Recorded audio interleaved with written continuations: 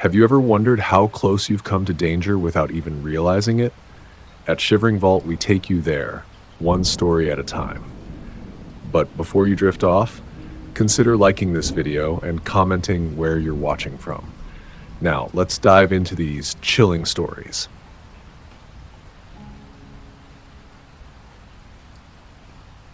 This happened a few weeks ago, and I still can't get over it. Every time I think about it, I get that same sinking feeling in my stomach. It's like I can't escape the memory of it.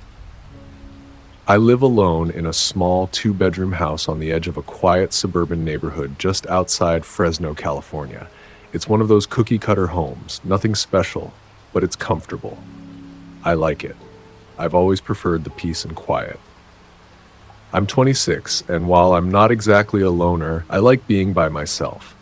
I don't mind the solitude at all. It gives me time to think, unwind after a long day, and I can do whatever I want without anyone else around. That night, I had just finished work around 9 p.m. and had come home, thrown on some sweats, and planned to relax.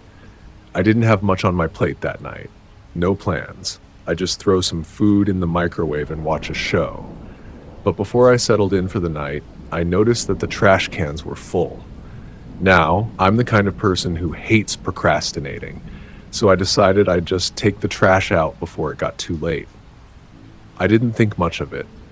It was already dark, probably around 11:30 p.m., maybe a little later, and it felt like the air outside was thicker than usual. It wasn't cold exactly, but it was that strange stillness that sometimes comes just before the temperature shifts. You know, the kind of night where everything feels a little off, but you can't pinpoint why.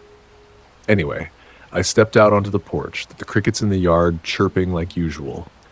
The streetlight at the end of my driveway flickered intermittently, casting these odd shadows that made everything look more surreal. My yard was still, quiet, too quiet for this time of night. The neighbor's house next door was dark, the lights inside turned off, the street was empty. No cars, no movement, and for some reason, that made the hairs on the back of my neck stand up. I shrugged it off and tossed the trash bag into the bin. I quickly turned around to go back inside, and that's when I saw it. The streetlight. It flickered again, but this time it was longer, like something was distorting the light. I could swear I saw a shadow moving near the corner of my house, just outside of my vision. But when I looked directly at it, nothing. The backyard was empty. No one there. I didn't think much of it, but my gut felt weird. You know that feeling when your body reacts before your brain can? It's like something primal inside of you tells you to be alert, to watch for something, but you can't see it. The feeling was there, but I chalked it up to being paranoid. I locked the door behind me and went back inside. I didn't want to linger.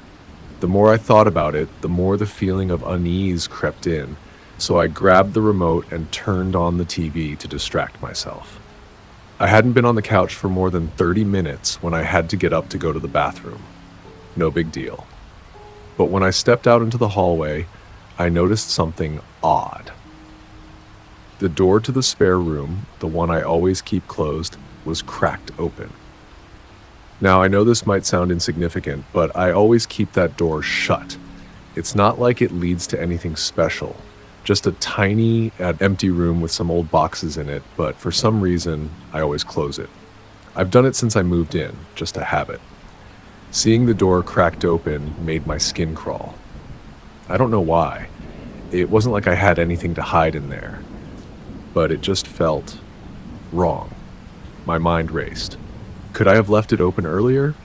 Maybe I had, but I didn't think so. I'm pretty sure I always make a point of closing it. I hesitated for a moment, but I figured I must have done it without thinking. So I went over and shut the door. That was it. But as I turned to head back toward the living room, I couldn't shake that feeling. Something wasn't right. I tried to ignore it and went to bed not long after. I figured if I just lay down and closed my eyes, I'd be fine. But around 2:30 a.m., I woke up out of nowhere. I didn't hear anything, just Woke up like someone had nudged me out of sleep. I lay there, staring at the ceiling, trying to figure out why I was awake. It wasn't like I had a nightmare or anything. I was just awake. I listened to the faint hum of the refrigerator in the kitchen and the distant sound of traffic outside, but there was something else. A sound, a faint noise. Footsteps, soft but deliberate. They were coming from upstairs. At first, I thought it was just my imagination. Maybe I was hearing things in the dark, but the longer I listened, the clearer it became. It wasn't just one step, then another, like the house settling. These were rhythmic, slow, almost too slow. Step, pause, and they were coming from upstairs. I froze. My heart rate shot up, and I lay there in the dark, trying to convince myself I was overreacting. Maybe it was just the house creaking. It was an old house after all, with the kind of noise that comes with age, right? But the more I listened, the more it didn't feel like that. My mind immediately went to the worst possible scenario. What if someone was in my house? I tried to tell myself that wasn't the case. It was just a noise, probably from outside. But the sound kept coming. Step, pause, step. I knew then I wasn't imagining things. Someone was upstairs. I started to panic. I lay completely still, waiting, listening. The footsteps were too precise, too deliberate. They didn't sound like someone who was just casually walking through the house. They sounded like someone who was trying to be quiet. I grabbed my phone, holding it tight in my hands. My heart was pounding. What if they heard me? What if they were coming downstairs? I couldn't move. I couldn't even breathe. Then the footsteps stopped. Just like that. Complete silence. I don't know how long I lay there after that. Maybe a minute, maybe longer. But I couldn't bring myself to move. The house was eerily quiet. Too quiet. I wanted to get up and check, but I was frozen in place. What if they were waiting for me to make a sound? But then just as I was about to make a move, the silence was broken. A soft voice, a whisper. Help! It came from upstairs. It wasn't loud. In fact, it was barely audible. But it was there, a quiet, pleading sound. A voice that didn't belong to me. A voice I didn't recognize. My blood ran cold. Was someone upstairs? Had someone been hurt? Were they calling out for help? Or was it a trick? Was it the intruder trying to lure me out? I had no idea. But I knew one thing for sure. I wasn't about to go up there and find out. I tried to tell myself that it was just my mind playing tricks on me, that I was imagining it, but the voice had been too clear, too real. I tried to ignore it, tried to convince myself it wasn't happening. But then came another noise. A floorboard creaked upstairs, and then another. Someone was definitely upstairs. I knew I couldn't just sit there and wait. I wasn't sure what to do, but I needed to do something. So I grabbed my phone, dialed 911, and whispered into it, "Someone's in my house. They're upstairs. Please help me." The operator didn't say much, just asked for my address and stayed calm, reassuring me that help was on the way. But as she spoke, I heard the unmistakable sound of footsteps again. Slow, deliberate, coming closer. My stomach dropped. I hung up with the 911 operator and kept the phone in my hand, hoping the cops would show up soon. But my thoughts were racing. Should I hide? Should I make a run for it? Was there a way to defend myself? Suddenly, the door handle to my room rattled. I jumped back, heart racing, my hands slick with sweat. Someone was standing outside. I could hear them breathing. Shallow breaths. Almost like they were trying to control their fear too. I could barely breathe. I couldn't move. Then I heard a voice again. It was muffled, but still clear enough to make out. Open the door. It wasn't a demand. It was a request. A cold, almost casual request. My blood froze. What did they want from me? Why hadn't they just barged in? I didn't answer. I couldn't. But just then, I made the mistake of dropping a vase from the nightstand. It hit the floor with a deafening crash, and immediately I heard the footsteps again. This time, they were louder, closer. The stranger outside my door must have heard the noise too. They were coming for me. I scrambled to grab my phone and dialed 911 again, my fingers trembling so badly that I thought I was going to drop it. I whispered into the phone, barely able to speak. "They're right outside my door. Please hurry." The operator's voice was calm, but I could tell she was speaking faster now. "We've got units on the way. Stay calm."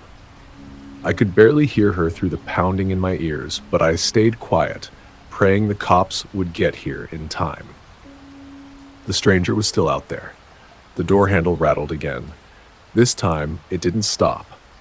What felt like hours later, though I'm sure it wasn't, the sound of sirens echoed outside. The footsteps outside my door paused. For a moment, it was silent. Then I heard the man move away from the door, back toward the stairs. I don't know how long it took for the police to arrive, but when they did, it felt like a relief I couldn't explain. They stormed the house, shouting to let the intruder know they were there. I could hear them moving quickly through the rooms. And then, finally, after what seemed like an eternity, I heard the words I'd been waiting for. "Clear. It's safe. The house is clear." They found signs that someone had been in the house. Footprints, a few things knocked over upstairs, but the person, whoever they were, was gone. They didn't find anything of value missing, but they couldn't explain what had happened. They said it might have been a break-in gone wrong, but why hadn't the intruder taken anything? As they searched the house, I noticed something that sent another chill down my spine. The door to the spare room, the one I always keep shut, was slightly open again. The cops told me I was lucky, and maybe I was. But luck didn't feel like the word for it. I was shaken to my core. To this day, I can't walk through my house without checking every room, every closet, every door. I can't stand the idea that someone was that close to me, that someone was in my house, in my space, and I never saw them. And the worst part, I still don't know who it was.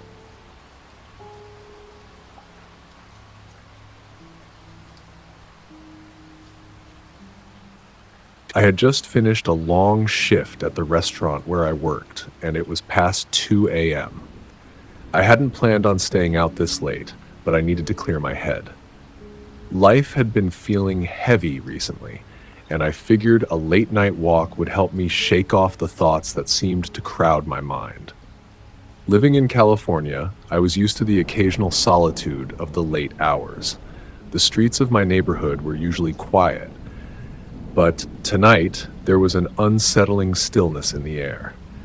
It was almost as if the usual buzz of the city had been swallowed up by the night itself. The usual hum of distant traffic, the faint murmur of voices from the late-night restaurants. Nothing. Just the faint echo of my footsteps as I walked along the empty sidewalk. I turned down the street where my apartment was, heading toward the bus stop. It was one of those spots where you could catch the bus late at night if you didn't feel like walking home. It was usually deserted at this time of night, but there were moments like this one when the quiet seemed to weigh down on you. The bus stop itself sat under the flickering glow of a streetlight, right between an old strip mall and a warehouse that looked like it hadn't been used in years. The bench was weathered, covered in graffiti, and the ground around it was littered with cigarette butts and discarded fast food wrappers. Honestly, it wasn't the most inviting place, but I didn't mind. It was just a stop, a quick place to wait for the bus. I pulled out my phone and started scrolling through some random posts on Reddit, trying to take my mind off the long day. I wasn't expecting to see anyone at this hour. No one usually hung out at this bus stop. But then, out of the corner of my eye, I saw movement. A man had walked up to the bench and sat down beside me. He didn't make any sound, like he appeared out of thin air. For a moment, I wasn't sure if he'd just been there already or if he'd walked up behind me. But either way, I wasn't expecting him. I glanced over quickly. He wasn't anything extraordinary. Just a guy, probably in his late 30s or early 40s. His clothes were ordinary, A faded black hoodie, scuffed sneakers, and a pair of jeans that looked a little too old. His face was a little scruffy, like he hadn't shaved in a couple of days. But there was something about him that immediately put me on edge. Maybe it was the way he sat down without saying anything. Maybe it was the fact that he was way too close for comfort. The bench was big enough for two, but I still felt like there was no space between us.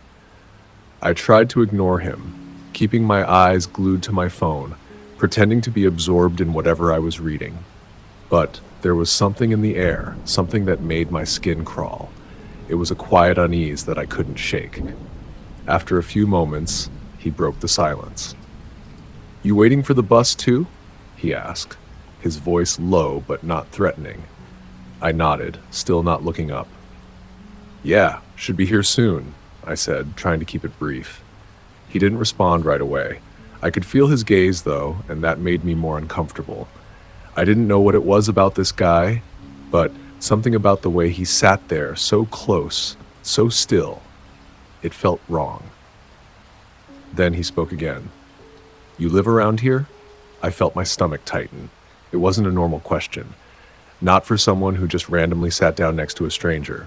"Yeah," I said, glancing at him briefly. "Just down the street?" He smiled slightly, but it wasn't a friendly smile. It was more like a knowing one, the kind people give when they think they have some kind of advantage over you. "I thought so," he said, his eyes narrowing. "You've got that look about you, like you don't really fit in here, you know?" That caught me off guard. What the hell did that mean? I had no idea, but my gut was telling me to get away. I glanced at my phone again, pretending to be absorbed in whatever random video I was watching. I just needed to wait for the bus and get out of there. But he didn't seem to pick up on my signals. "Yeah, it's funny," he continued, almost like he was talking to himself more than to me. "Sometimes you look at someone and you can just tell things about them, like you can tell they're out of place. Maybe they think they're alone, but they're really not." He laughed softly, like he found some dark joke in his own words. I didn't say anything. I felt a cold sweat begin to form on my neck. This guy was too much, and I needed to leave, but the bus hadn't come yet. I didn't want to look like I was running away, but I couldn't shake the feeling that something was off. I tried to focus on the sound of distant traffic, anything to drown out his voice, but his next words hit me harder than I expected. "You ever wonder who's watching you when you're not paying attention?" he asked, his voice soft, almost intimate. I froze. My heart skipped a beat. The question didn't make any sense. Why would he ask that? My eyes flicked to him, trying to gauge if he was joking, but there was no trace of humor in his face. He was completely serious. His gaze was fixed on me, and it felt like it was drilling into me, like he was trying to peel back my skin and see what was inside. I forced a nervous laugh, trying to deflect the weirdness of the situation. "What do you mean?" He shrugged, his lips curling into that unsettling smile again. "I mean, like when you're walking around, minding your business, you don't know who's following you, right? Who's paying attention to your every move. You never know who's out there, who's watching." His words hung in the air, and for the first time I couldn't breathe. My chest tightened, and I felt the blood drain from my face. I glanced around. The street was still empty. There was no one else around. It was just me and this guy. And for some reason, I couldn't shake the feeling that I had to be careful, that I was being watched in ways I couldn't see. I tried to play it cool, but my voice came out strained. "I think you're reading too much into things, man. It's late, you know? People are just tired." He chuckled, but it was the kind of laugh that made my skin crawl. "Yeah, maybe," he said, leaning back a little, "but I don't think so. People are always watching. It's funny how people think they're alone when they're not." My fingers gripped my phone harder. I felt like I was suffocating. Where was the bus? Why wasn't it here yet? Finally, I saw headlights in the distance, and I didn't hesitate. I stood up quickly, my legs shaky as I walked toward the bus. trying not to make eye contact with him. The doors of the bus opened and I stepped inside, breathing a sigh of relief. But before I could sit down, I heard his footsteps behind me. I glanced over my shoulder, and sure enough, he was right there, following me inside. I hurried down the aisle, trying to distance myself from him, but no matter where I sat, he followed. The bus was mostly empty, but there he was, sitting too close, too damn close. His knee brushed against mine, and I couldn't ignore it anymore. The hairs on the back of my neck stood up. I pretended to focus on the scenery outside, hoping he'd get the hint and move. But instead, I could feel his eyes on me. I didn't dare look at him again. I just wanted to get off the bus, but I didn't want to make it obvious that I was afraid. I kept glancing at the stop signs, trying to plan my escape. When we passed a familiar stop, I stood up quickly, almost stumbling in my haste.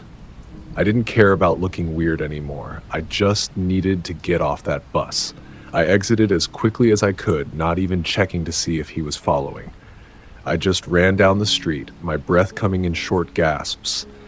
But when I glanced over my shoulder, I saw him. He was walking behind me, not too far off, just enough to make sure I saw him. My heart thudded in my chest, and a wave of panic surged through me. Where was I going to go? I couldn't go home.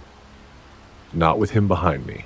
I kept walking, my pace quickening with every step, but I knew I couldn't outrun him. Then, out of the corner of my eye, I saw the lights of a gas station up ahead. I had no idea how far I had walked, but I could see the neon glow of the station shining through the darkness. I turned toward it without thinking, walking faster now. I didn't care if he saw me. I needed to get somewhere public. I burst through the door, my hands trembling as I pushed it open. I scanned the place quickly, just a couple of customers milling around and a cashier behind the counter. I went straight to the aisle, trying to make myself look as inconspicuous as possible. I glanced outside, and sure enough, there he was, across the street, standing there watching. It felt like hours before he finally turned and walked away, disappearing into the night. My heart was still pounding in my chest, and I couldn't stop shaking. I don't know if he was just a random creep or if something else was going on, but I know one thing. I'm never walking alone at night again. Not after tonight. If you're ever out late, waiting for a bus, and someone sits down next to you asking too many personal questions, trust your instincts. Don't wait for things to get worse.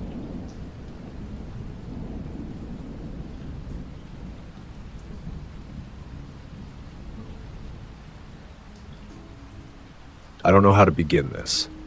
I've never written anything like this before, but I can't keep it to myself anymore. I've told only a couple of people, and they brushed it off, said it was a prank or just a weird coincidence. But I know what happened to me that night, and I can't shake the feeling that something was off. It doesn't sit right, even now. I should start by introducing myself. My name's Max, I'm 28 years old, and I live alone in a small house in California. It's not in some big city like Los Angeles or San Francisco, but it's not exactly in the middle of nowhere either.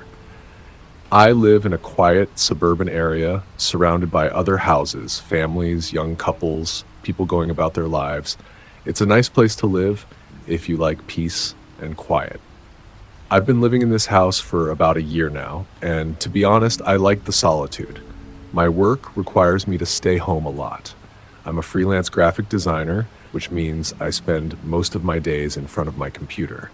I've got a good setup, just a desk by the window, a comfortable chair, and all my equipment. The house itself isn't anything fancy, but it's mine. It's a small 2-bedroom, 1-story house, and it's got a tiny yard. Nothing too big, just enough for me. It's not isolated, but it's quiet enough that I enjoy being on my own. That night, it was a Wednesday. I remember it because I'd had plans to meet my friend Sarah for dinner, but she canceled at the last minute, something about a work emergency. So there I was, sitting on the couch, just scrolling through YouTube, half watching a random video about a conspiracy theory that probably wasn't true. It wasn't a particularly exciting evening, but that's how I liked it. Quiet. Around 8:30 p.m., my phone buzzed. It was a message from an unknown number. I didn't think much of it at first. Spam, a wrong number, or maybe a friend just messing with me. I opened it. "I can see you." I stared at the message for a second, just confused. Who sends a message like that? My first thought was that it was probably a prank. Maybe one of my friends, just trying to mess with me. I mean, they knew I was home alone and probably figured they could get a laugh out of it. I even chuckled a little. Still, the text had this strange vibe to it. There was no, "Hey, it's me," or "Gotcha." Just that simple sentence, "I can see you." The way it was worded, it didn't feel like a joke. So I decided to play along. I wasn't going to be freaked out over something dumb. I replied, "Yeah, well, I can't see you." I even added a laughing emoji, thinking that would diffuse the situation. I expected no response. I thought it was just some bored idiot trying to get a reaction. A minute later, my phone buzzed again. "Nice blue shirt." Now, I was confused and, honestly, a little unsettled. I glanced down at what I was wearing, a faded, slightly oversized blue t-shirt. It wasn't anything special. I bought it at Target a few months ago, and I practically lived in it when I was at home. But the fact that they knew the exact color of my shirt, that wasn't funny anymore. How could they possibly know what I was wearing unless they were watching me? I stood up abruptly, feeling a strange chill run down my spine. I wasn't sure why, but I walked over to the window and cautiously pulled the blinds just a little to the side. My eyes scanned the parking lot outside my house. It was dark, almost too dark, but I could still make out the outlines of the cars parked in the driveway across the street. The street lamps flickered in the distance, casting long shadows across the asphalt. Nothing. No one was standing out there, no movement. The only thing I could hear was the hum of the nearby streetlights and the occasional distant sound of a car passing by. But still, I felt watched. I shook my head. It was probably just a weird coincidence, right? Maybe it was one of those phone number generator apps that spam people with odd texts. I didn't want to overreact, but it still didn't sit right with me. I closed the blinds quickly, locking the window, even though I hadn't seen anything suspicious. I didn't know why, but something in my gut was telling me to be cautious. So I pulled the blinds shut, double-checked the locks on the front door, and tried to forget about it. The night went on, but the sense of unease kept growing in the pit of my stomach. I turned on Netflix to distract myself, but I couldn't focus. Every sound seemed amplified. The ticking of the clock in the corner, the faint hum of the refrigerator, the rustle of the leaves outside in the wind. I kept checking my phone, waiting for another message. I wasn't sure if I was hoping for one or not. About 20 minutes later, I got another message. "Why'd you close the blinds?" I froze. This time, my heart skipped a beat. The only way they could have known I'd closed the blinds was if they were right outside. But no, that didn't make sense. I hadn't heard anyone move, no footsteps, no sound of anyone approaching. How could they know? How? I felt like I was suffocating. I could barely breathe. I tried to convince myself it was just a prank. But the more I thought about it, the more I realized it didn't add up. I wasn't that easy to spook. But this felt different. It felt real. I stood up, almost without thinking, and started pacing around my house. I checked the locks again, every door, every window. I even checked the peephole on the front door, even though I knew no one was standing there, but I had to check. I couldn't stop myself. Then my phone buzzed again. "I'm standing right outside your door." At this point, my blood ran cold. This wasn't a joke. I wasn't being paranoid. Someone was out there. I couldn't breathe. The walls of my house suddenly felt suffocating. I grabbed my phone and tried to call Sarah, my best friend. She would calm me down, right? She always did. But the call went straight to voicemail. I tried again. Same thing. I sent her a quick text. "Someone's outside my door. I'm freaking out. Then, without thinking, I called 911. My hands were shaking as I dialed the number, my voice trembling as I explained to the dispatcher what was happening. I could barely get the words out. The operator tried to reassure me. "Stay calm. We're sending someone over. Don't open the door. Stay inside and lock all doors and windows." Her voice was steady, but I could hear the concern in it. I hung up and started pacing again, my mind racing. What if they were out there right now, just waiting for me to make a move? I glanced at the clock on the wall. It had only been a few minutes since I first called the police, but it felt like hours. Then I heard it, a soft, faint rattle. At first, I thought it was just my imagination, but it came again, louder this time. Someone was trying the door handle. My heart stopped. I froze in place, not sure what to do. My house was small. The front door was only about 10 feet away from where I stood. I could hear the handle turning, slowly, deliberately. I backed away from the door, my breath shallow, my pulse quickening. The hairs on my neck stood up. The sound of the handle turning again, this time louder, and then I heard it, a faint scuffle, a movement outside the door. I couldn't see anything, but I could feel it. I could feel them. I called 911 again, my voice barely above a whisper. "They're trying to get in. I don't know what to do. Please, please hurry." The dispatcher told me they were on their way, but the seconds felt like hours. And then, crash, the unmistakable sound of glass shattering. I jumped, instinctively covering my mouth to keep from screaming. My heart raced. Someone had broken into my house. The window in the back had been smashed. I bolted to the bedroom, locking the door behind me. My hands were slick with sweat. I pressed my back against the wall, trying to make myself as small as possible. The entire house felt like it was closing in on me. Finally, I heard the sound of sirens. The police were here. The door to my bedroom slammed open, and there were police officers, guns drawn, scanning the room. They moved quickly, clearing every corner of the house. But when they found nothing, I couldn't believe it. No one was inside. No one had broken in. But the window, it was broken. I don't know what happened that night. I don't know if it was some elaborate prank or something more sinister. The police couldn't find anything, and the texts stopped after that. I still get chills thinking about it.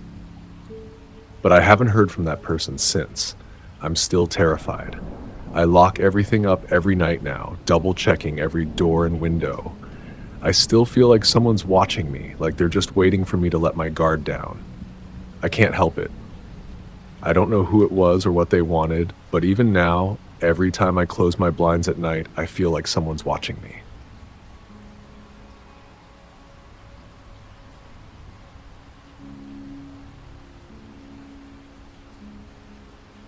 I never thought I'd be the type to tell stories like this, but I guess it's the only way to get it off my chest. I've thought about it every day since it happened, feeling a pit in my stomach every time I pass that street or even think about the house. It's been a few months now, but the memories feel like they happened just yesterday. It all started when I was desperate for money. I was living in a small apartment in California, struggling to pay rent and buy groceries. A friend of a friend offered me a babysitting job for a couple who lived in an old house on the outskirts of town. They had a baby girl, a little over a year old, and they needed someone to watch her for the night. I didn't know much about them, but the pay was good, and I wasn't about to pass that up. The house itself was massive, much bigger than I expected. It was like one of those old Victorian-style homes you see in movies. Tall, with sharp peaks in the roofline, large windows that almost seemed to watch you as you approached. The moment I pulled up, I noticed how isolated it was. It wasn't like the other houses on the block. The driveway was long, curving up from the street to the house, and the yard was overgrown with weeds and trees that had been left to grow wild. The house sat on a small hill, and around it there were no other houses for miles. Just this sprawling emptiness that stretched far beyond what I could see. When I knocked on the door, a woman answered. She looked pretty ordinary, mid-30s, brown hair tied up in a messy bun, a little tired looking, but nothing strange about her. She introduced herself as Jessica and asked if I wanted a cup of coffee before they left. After a brief chat, she led me inside. The moment I stepped through the door, something about the house felt off. It wasn't a terrible feeling, more like a weight hanging in the air. The house felt old, but not in a charming, vintage way, more like it was haunted by time itself. The wooden floors creaked underfoot, and there was this smell, a mix of dust, old wood, and something faintly floral, like dried flowers that had long lost their fragrance. Jessica showed me to the nursery, which was tucked away at the end of a long hallway. The room was painted a soft lavender with a white crib, but it had a certain stillness to it. The curtains were drawn, letting only a small amount of light filter in through the heavy fabric. The crib was on the far wall, and next to it was a small rocking chair. Everything was so tidy, but it gave off a sense of neglect, like someone hadn't spent much time in here. I couldn't quite place it, but there was something off about the way the room was arranged. Lily, the baby, was asleep in her crib when I was shown to the nursery.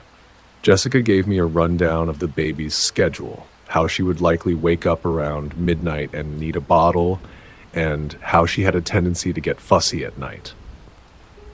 There were no instructions about what to do if she woke up crying, because it seemed like Jessica was confident Lily would sleep through the night. Before Jessica and her husband Tim left, she mentioned the attic, though in passing. She made small comments about it, like, "Oh, we don't use the attic much, and the attic's kind of drafty, so I keep the door closed." She didn't elaborate much on it, and it just seemed like one of those little quirks people have with their homes. Maybe they were hoarders, or maybe they just didn't need the extra space. Once they left, I was alone. I settled into the living room with my phone, scrolling through social media to kill the time. The house was eerily quiet. No TV, no background noise, nothing.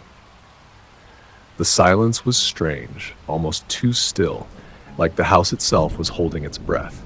The kind of silence that makes you start hearing things you know aren't there. I decided to check on Lily. I tiptoed up the stairs as quiet as I could. I reached the door to the nursery and poked my head inside. She was still asleep, her little chest rising and falling with each breath.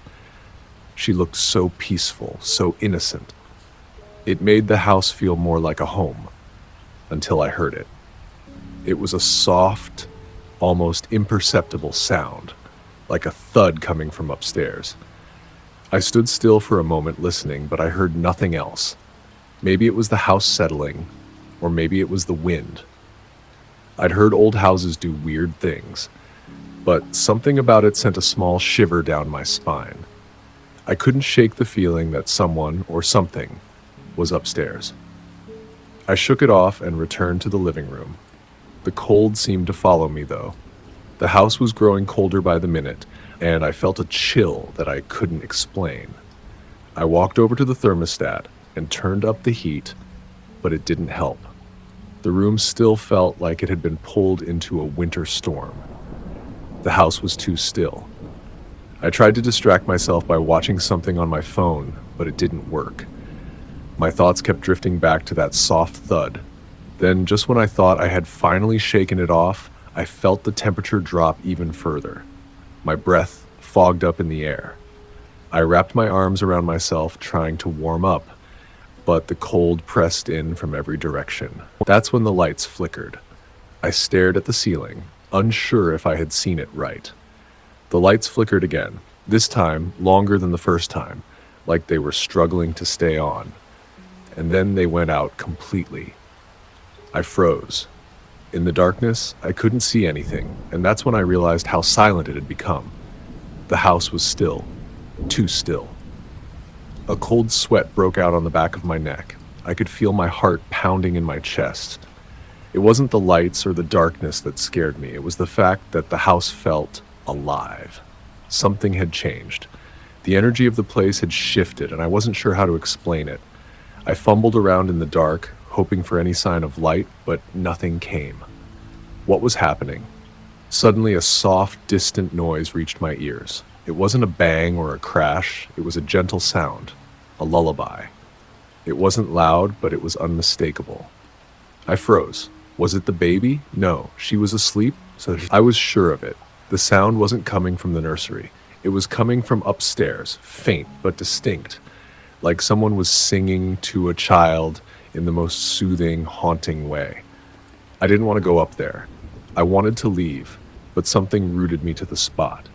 The lullaby, though strange and unsettling, somehow tugged at something deep inside me. It reminded me of my own childhood, of moments when I was small and felt safe, before I knew the world could be so dark. But then the cold crept in, and the feeling in my stomach told me to stay away from whatever was upstairs. But I couldn't ignore it. The song was growing louder, clearer, and more distinct. It wasn't a happy lullaby. It was too mournful, too haunting, like the voice of someone who was long gone. I moved slowly, as if I could stop myself from going up. But I couldn't. The air in the house had turned frigid, the cold like a weight against my skin. Every step I took up the staircase felt like I was walking into something I didn't understand. My legs were shaking with each step, and the song grew clearer, more distinct. It wasn't a happy lullaby. It was too mournful, too haunting, like the voice of someone who was long gone. I reached the top of the stairs and stared at the door to the attic. It was slightly ajar, just a sliver, but the song was louder now, undeniably coming from the attic. The door creaked as I pushed it open, and the cold air hit me in waves. The attic was dimly lit by a single bulb, casting long shadows that danced along the walls. The wooden beams were exposed, and the floor was cluttered with old, covered furniture, boxes, and things that looked like they had been untouched for decades. There was a thick layer of dust on everything, except for the far corner of the room. I could see something. A figure. A woman. Her back was to me, and she stood by a window that was covered in grime, casting a faint silhouette in the dim light. Her hair was long, dark, and she wore a long, flowing dress, the kind that looked old-fashioned and worn. My heart stopped. The song stopped too, just as abruptly as it had begun. I couldn't move. The room felt frozen in time, and just as quickly as I'd seen her, the figure was gone. There was nothing in the corner, no woman, no sound, just the cold, the dust, and the faintest sense that something was terribly, terribly wrong. I stood there in the attic, my breath shallow, too afraid to turn around and leave, too terrified to move an inch. But I couldn't let it go, couldn't stop thinking of Lily. She was still downstairs alone. I forced myself to turn around and head back down the stairs, the echoes of the song still lingering in my mind. The house seemed even colder now, and the silence was suffocating. As I reached the bottom of the stairs, I saw something out of the corner of my eye.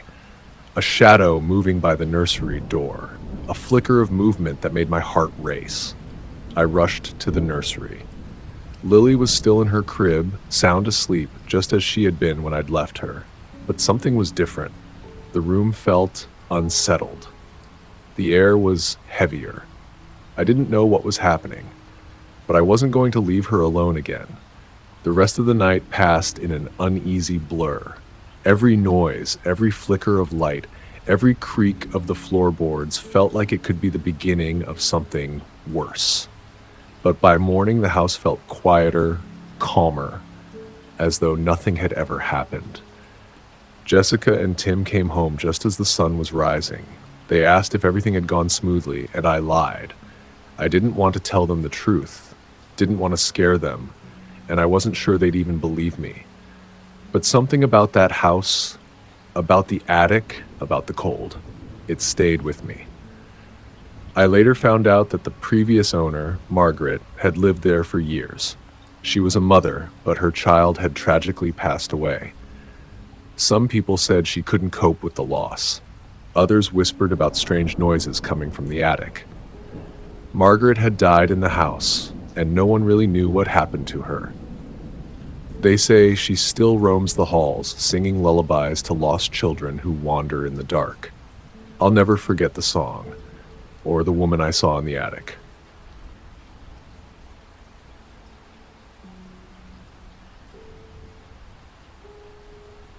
I guess I was always the type to think that bad things only happen to other people.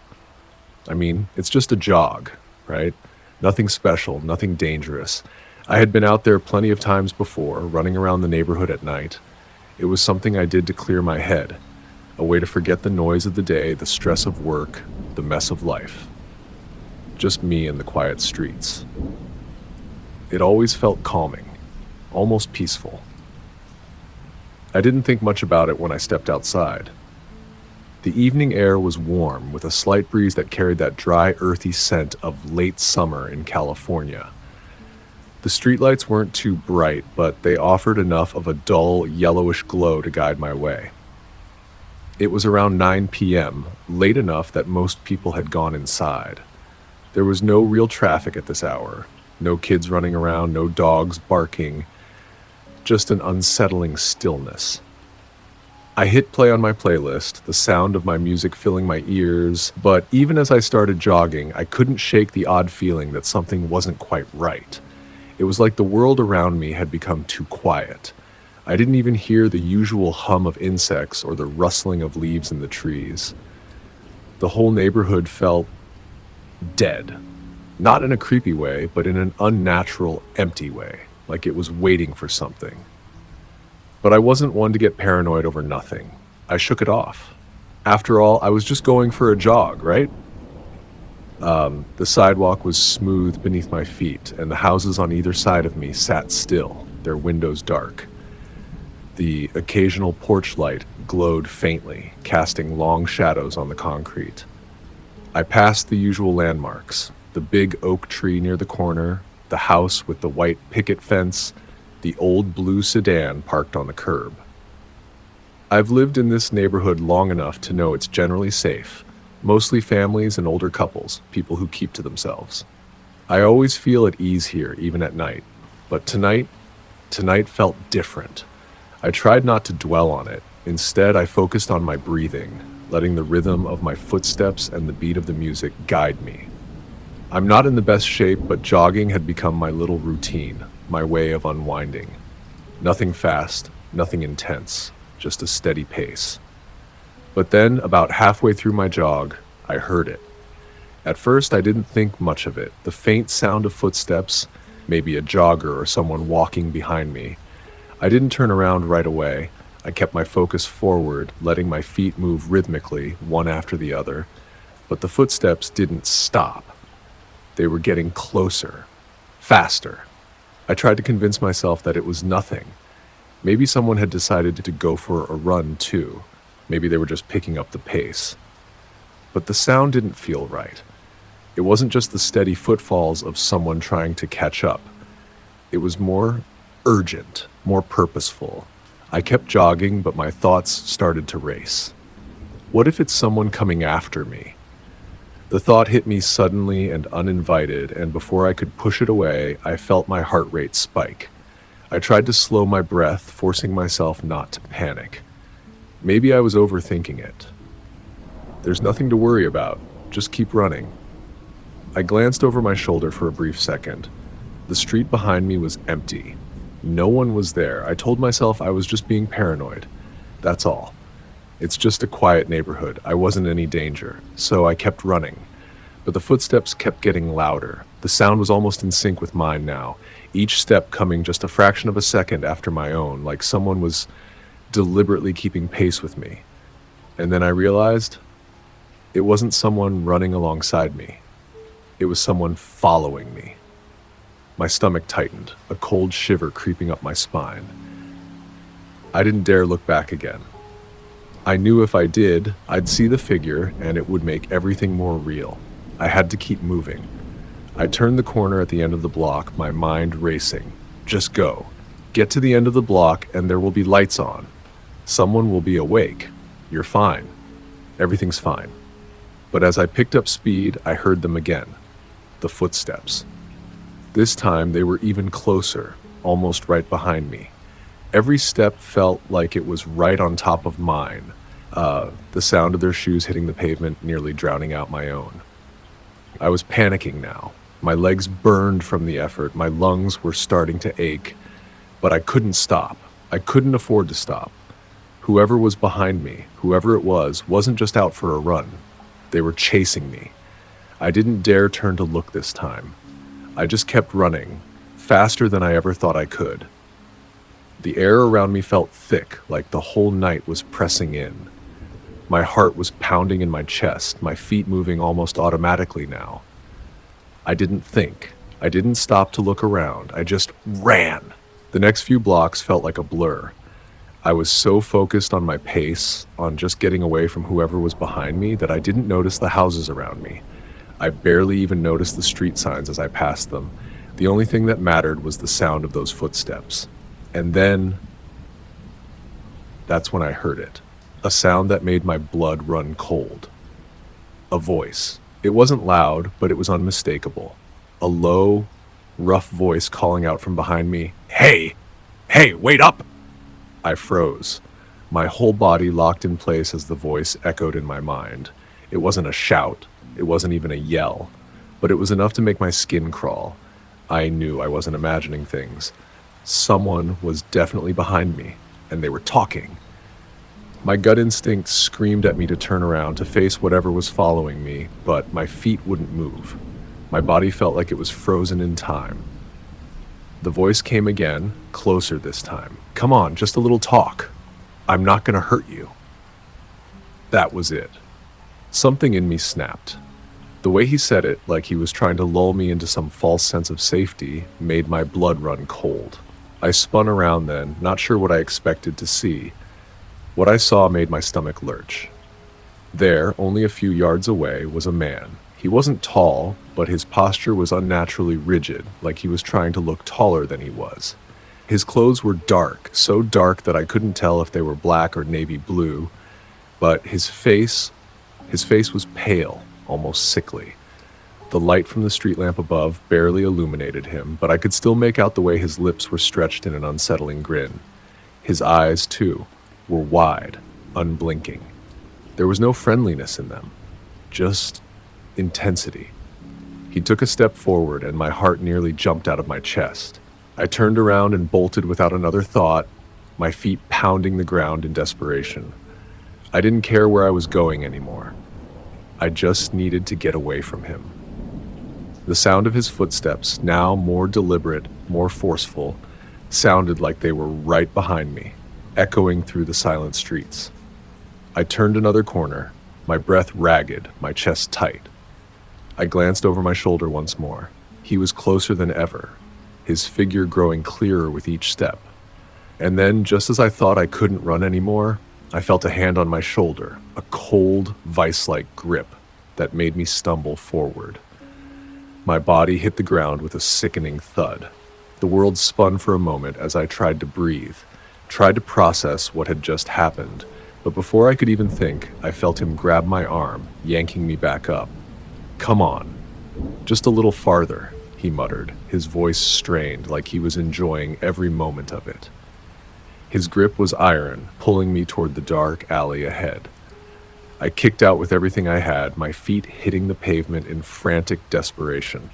He staggered back for a second, and I used that split second to get to my feet. I didn't look back. I couldn't. I just ran, faster than I had ever run before. I didn't stop until I saw the lights from a house just ahead. I pounded on the door, screaming, begging, my whole body shaking as the door opened and someone peered out. It wasn't until later, when I calmed down, that I realized how lucky I was. Lucky I didn't end up in that alley. Lucky I wasn't dragged into the dark. I haven't been for a jog since.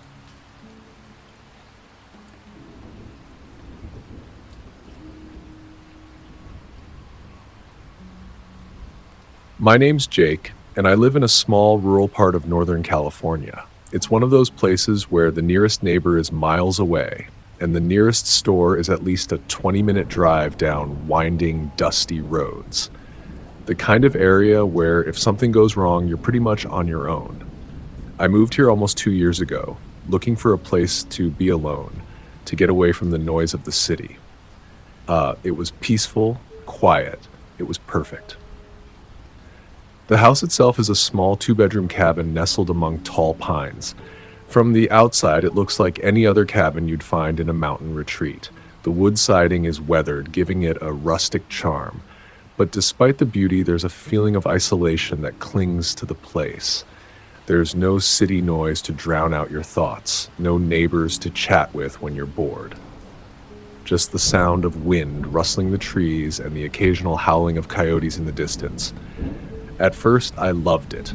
The peace, the freedom. But over time, that peace began to feel unnerving. When you're alone in a house this far out in the woods, the silence has a way of creeping in on you. The longer I stayed here, the more I became attuned to every creak, every groan of the house settling, every gust of wind that rattled the windows. It's a type of quiet you can't quite shake, a stillness that feels too heavy, too aware. But, like I said, I got used to it. That's the thing with isolation. It becomes your new normal. It was a Tuesday night about a year after I moved in when things started to change. It was late, close to 10 p.m. The kind of time when everything feels deeper, the air just a little colder. I'd gotten home from work, heated up a can of chili, and sat down on the couch to watch a few episodes of some old crime show. The sun had long since disappeared behind the hills, and the sky outside my window was that deep, almost oppressive shade of navy blue. The darkness outside seemed to swallow up everything. I didn't think much of it at first when I heard the knock. It was soft, almost too soft to be real. Just a tap, tap, tap on the front door. I remember pausing the show, confused. Who the hell would be knocking on my door at this hour? My nearest neighbor was a good mile or so away, and even then I hadn't seen anyone walk over in weeks. The idea of someone coming to my door at night felt wrong. I didn't move right away. I was just too stunned, trying to figure out if I'd heard it correctly. Maybe it was just an animal, a raccoon or a stray dog knocking something over. Or maybe it was the wind. It wasn't unheard of for the wind to knock against the house, especially when it gusted like it had earlier that evening. But then the knock came again, louder this time. My heart skipped a beat. That was definitely a knock. I didn't get up right away. I just stared at the door from the couch, my brain racing. Why would anyone be out there? Who would be here at this hour? I swallowed and stood up, trying to shake off the nerves. I'd lived alone for a while, and I knew how to handle myself in situations like this. I wasn't one of those people who would jump to conclusions or freak out, but this was different. I'd lived here long enough to know that no one should be out here. It didn't make sense. I slowly walked to the door, and as I approached it, I felt the hairs on the back of my neck stand up. I peered through the peephole. Nothing. Just the porch outside, bathed in the dim glow of the flickering porch light. I felt a slight sense of relief, but then a chill ran down my spine. Why had I heard the knock, and why was there no one out there? I hesitated for a moment, my hands still on the doorknob, but then, with a deep breath, I opened the door just a crack, enough to see if maybe someone had been standing there and then walked away when they saw me coming. Still, nothing. Just the dark, empty porch. I stepped outside, cautiously glancing around the yard. The area around my cabin was heavily wooded, with thick trees stretching up to the edges of the property, their limbs swaying gently in the wind. The grass was tall in places, and the path that led up to the porch was little more than a faint outline in the grass. There was no sign of anyone. Confused, I closed the door, locking it behind me, and went back inside. It didn't make sense. Who knocks at a cabin in the middle of nowhere at 10 p.m. and then just vanishes? I shook my head and tried to put it out of my mind. Maybe it was a prank, or hell, maybe I was just being paranoid. I had a tendency to overthink things when I was alone too long. But then, a little after 11 p.m., it happened again. Knock, knock, knock. This time, the knocking was harder, louder, more persistent. It was almost like someone was leaning into it, trying to make sure I heard it. My heart started racing. I stood there, frozen in place, listening. The knocking stopped, but the feeling in the air didn't. It was thick, heavy, like something was pressing down on me. I told myself to calm down. This was probably just some weird coincidence. The idea of someone knocking at this hour was unsettling. Who would do that? Who would come out here, in the middle of nowhere, just to knock on my door? My stomach turned. I had to check again. I couldn't just ignore it. I grabbed my phone from the counter and checked the time. It was just after 11:30. I went to the window, trying to peer through the blinds, but it was so dark outside that I couldn't see anything. The only light outside was the dim porch light, flickering every now and then. I moved quietly to the door again, stepping softly as if the very act of walking would give me away. I checked the peephole. Nothing.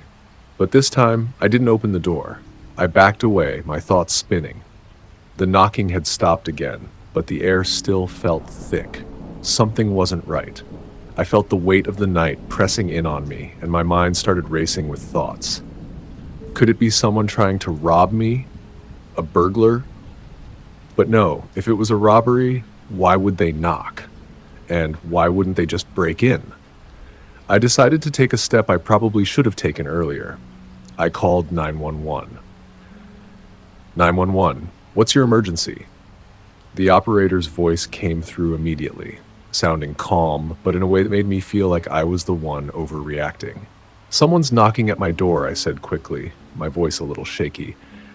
I live in a remote area, and there's no reason for anyone to be out here. I don't know what's going on, but it's scaring me. Stay calm, she said. We're sending someone out to your location. Do you have any way to secure the doors and windows? I told her I'd locked everything, but something about her voice didn't sound completely reassuring. There was a pause on the other end of the line, a brief but noticeable hesitation, like she was trying to figure out if this was something serious or just a misunderstanding.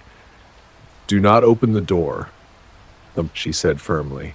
We'll have someone there as quickly as possible. Stay on the phone with me.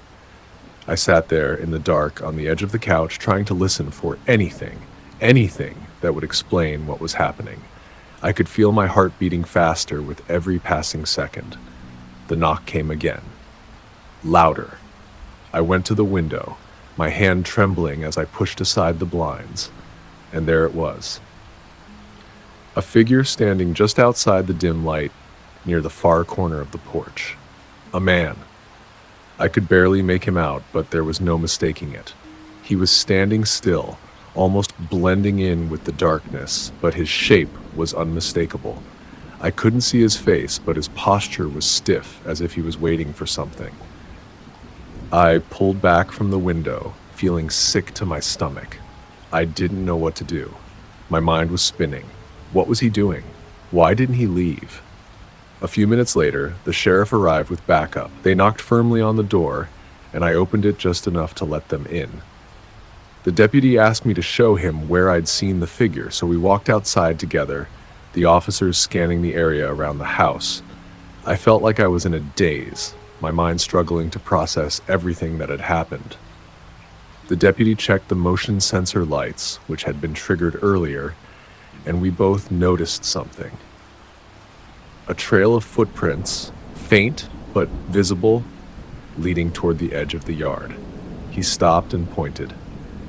He's been circling your house, the deputy said, voice low. This guy has been out here for hours, probably trying to test if you're home or not. They searched the property, but the man was gone. There was no sign of him. The next morning, I reviewed the security footage from my camera. The motion sensors had picked up everything. The man had been walking around my house for hours, from one corner to the next, knocking at the door, waiting, and then stepping back into the shadows. At one point, he'd even crouched low near the bushes, staying out of view. It was like he was deliberately trying to test if I was inside or if I would open the door. The sheriff told me it was common in rural areas. They do this sometimes, the police said. They come by to check if anyone's home, to see if you're alone, if the house is empty. They never found him. Not a trace. No sign of him anywhere. Ever since that night, I've kept every light on, every window locked, and I make sure to check the cameras. But the silence out here never feels the same. The woods feel like they're watching me, like there's someone always lurking just beyond my reach. I still hear the wind in the trees sometimes, and I can't help but wonder if someone is out there, waiting. I don't think I'll ever feel safe in that house again.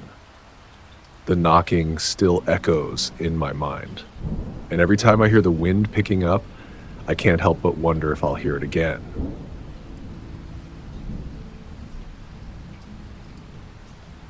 That's it for today's tale from Shivering Vault. If you have a story worth sharing, drop it in the comments or send it our way. Don't forget to subscribe and share with your fellow thrill seekers. As always, the Shivering Vault thanks you for unlocking today's tale. Until next time, the vault awaits your return.